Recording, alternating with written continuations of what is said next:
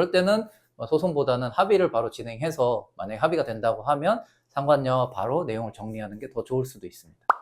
상관소송이라는 게 꼭 소송을 해야 되는 것만은 아닙니다. 결국 손해배상을 받겠다는 부분이 있기 때문에 합의로 끝나는 경우가 있는데요.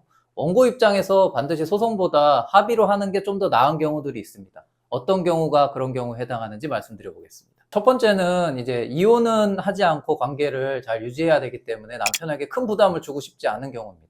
물론 뭐 남편이 잘못은 했죠. 하지만 가정을 지켜야 되는 원고 입장에서는 뭐 남편한테 큰 부담 안 주는 선에서 이 일을 정리하고 싶어 할 때가 있습니다. 그런데 소송을 하게 되면 상대방이 남편한테 연락을 해서 뭐 소송이 어떻게 된 거냐 하면서 서로 그 부분을 갖고 더 힘들어지는 경우가 있거든요. 그럴 때는 소송보다는 합의를 바로 진행해서 만약에 합의가 된다고 하면 상관녀 바로 내용을 정리하는 게 더 좋을 수도 있습니다. 실제로 상담을 하다 보면 상관소송 자체를 그런 남편분과의 관계 때문에 조금 꺼려 하시는 경우들이 많아요. 그래서 이런 경우는 결국 손해배상을 받아내는 게 목적이기 때문에 양 당사자의 합의를 도와드리고 정확한 합의서 작성을 해서 이 관계가 더 이상 유지되지 않는다는 점을 보장받을 수 있도록 도와드리기도 합니다.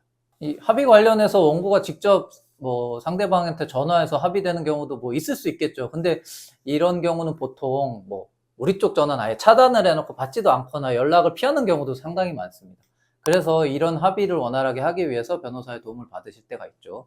그러면 저희 변호사 입장에서는 상대방에게 연락을 해서 뭐 이런 상황이 있다. 그러니까 우리가 법적 조치를 취하기 전에 원만히 합의를 하는 게 좋겠다. 당신의 의사는 어떠십니까? 이런 걸 여쭤보고 합의가 될 수 있게 도와드리는 역할을 합니다.